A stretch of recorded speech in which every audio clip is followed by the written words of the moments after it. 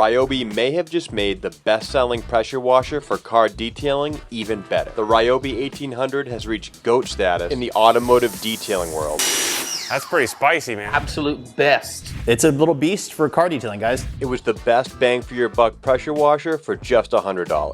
RYOBI promises the same great performance and durability as the last one, but now with more gallons per minute, which allows you to rinse quicker, produce massive amounts of evenly distributed foam, for an overall more effective and enjoyable detailing experience.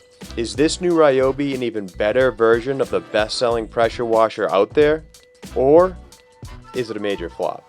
Let's get into it. All right, let's do a quick unboxing. Comes with a very nice little stubby gun. Feels nice in the hand, looks pretty cool. Also comes with this medium-sized spray wand, which is nice. It's not too long, so you're not going to lose too much maneuverability, but you're still going to be able to get in high places, which I really like. And you're also going to get a 40-foot hose that's twice the length that came with the old 1800 version. It's not great, but I will say the memory did dissipate fairly quickly. And to have a 40-foot hose with an $150 setup included is a very nice touch. You're also going to get a foam blaster that I'll demo later on in the video. And you're also going to get some really nice looking 15, 25, and 40 degree nozzles. And the electric pressure washer itself advertised at 1200 PSI with 1.8 GPMs.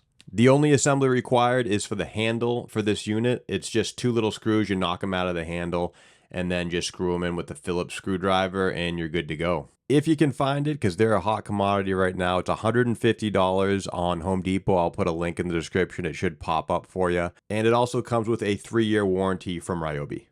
All right, first step to getting this set up is to connect your water hose. You're actually going to want to turn the hose itself clockwise, about halfway in, and then tighten it down with this knob, turning it counterclockwise.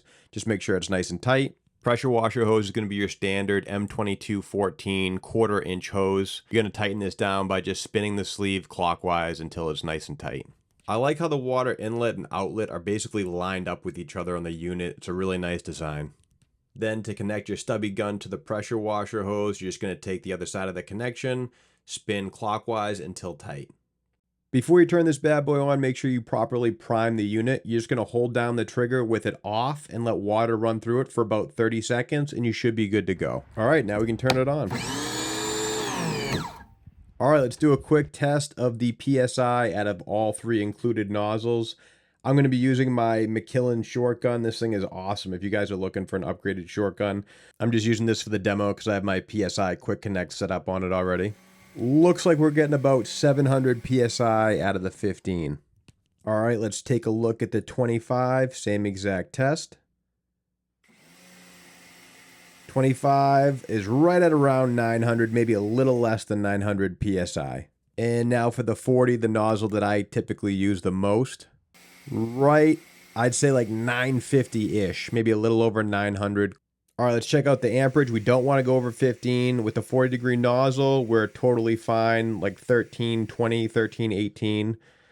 Now with the 25, again, nothing to worry about, 1340, 1350.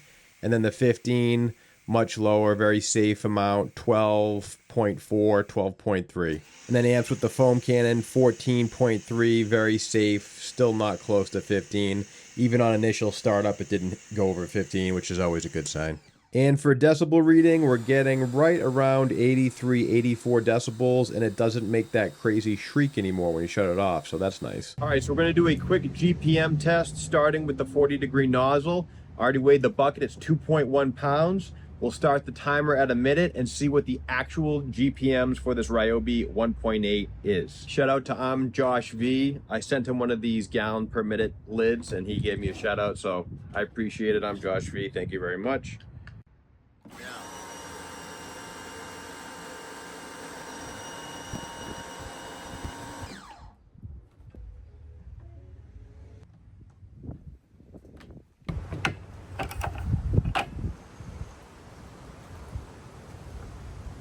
15.4. Let's try that again, just in case.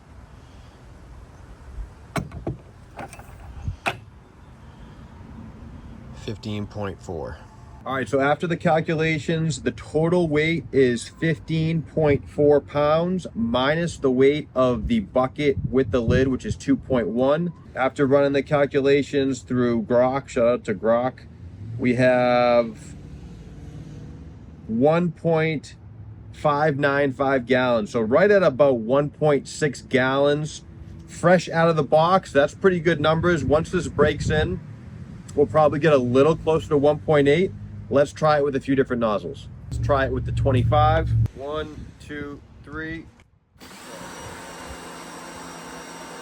And with the 25-degree nozzle after the calculations, it's 1.58. All right, let's try it with the 15. 3, 2, 1.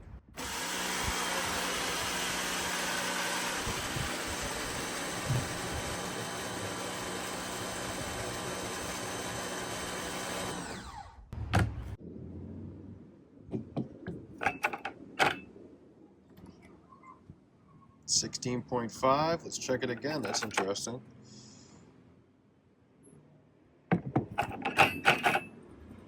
$16.5.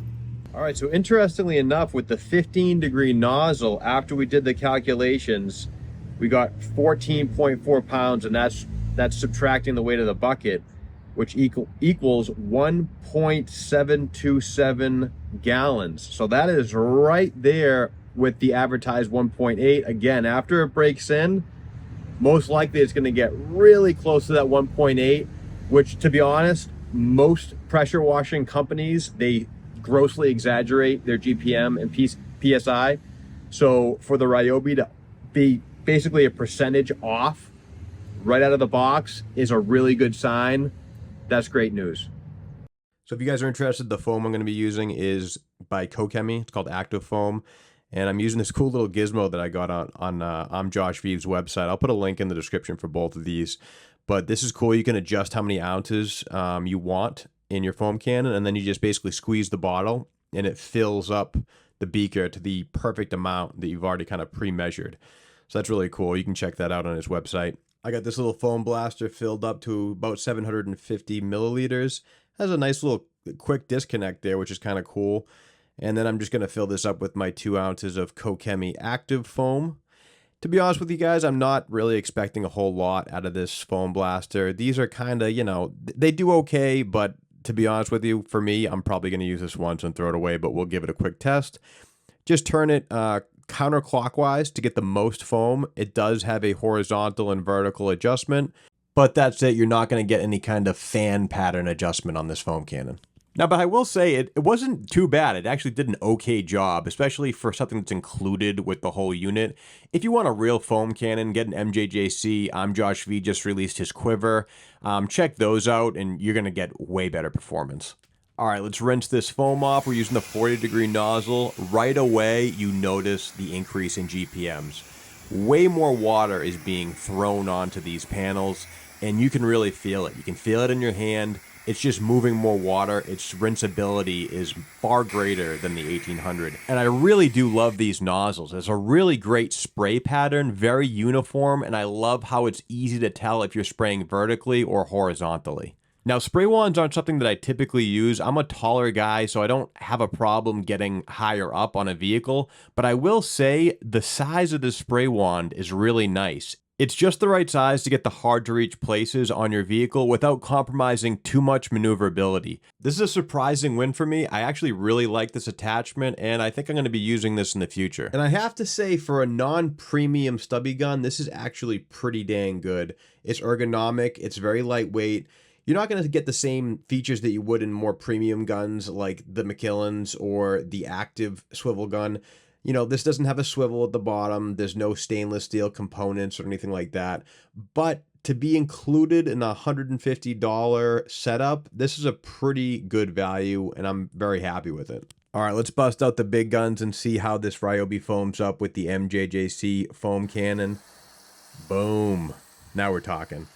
This doesn't even have the 1.1 millimeter orifice. I have the 1.25. If you guys want to see like the crazy like stucco looking foam, throw a 1.1 in here with this RYOBI and it'll be crazy. But as you can see, it's getting insane foam just as it is. nice, uniform. The whole panel is covered. That's what you want it to look like. Now for the rinse, again, guys, this rinses off really nice. Throws a lot of water. Nice uniform spray. I'm very impressed with this unit. Lots of GPMs. Big upgrade from the 1800. All right, so final thoughts on the RYOBI 1.8 GPM Automotive Pressure Washer. In my opinion, it really does live up to the hype. It does everything that the old version does better. It has better rinsability, more foam. The higher the GPM, the better the pressure washer is going to perform, and it really does perform great. I'm a big fan. I think this is probably going to take over for an affordable automotive style pressure washer, especially if you're just getting into automotive detailing and you want something that performs great for $150. It's going to be really hard to beat. I think this is a no-brainer. I absolutely love it. Highly recommend. I hope you guys enjoyed today's video. If you did, hit that like button and don't forget to subscribe for more content just like this. Peace.